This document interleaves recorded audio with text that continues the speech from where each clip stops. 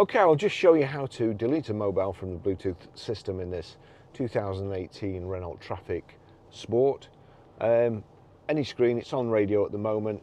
If we go to home, the house in the corner, there you go. You've got phone and settings. If I go to phone, auto connections in progress, it's trying to find a phone, it isn't there. So onto settings, and you've got audio, display and Bluetooth. Click Bluetooth.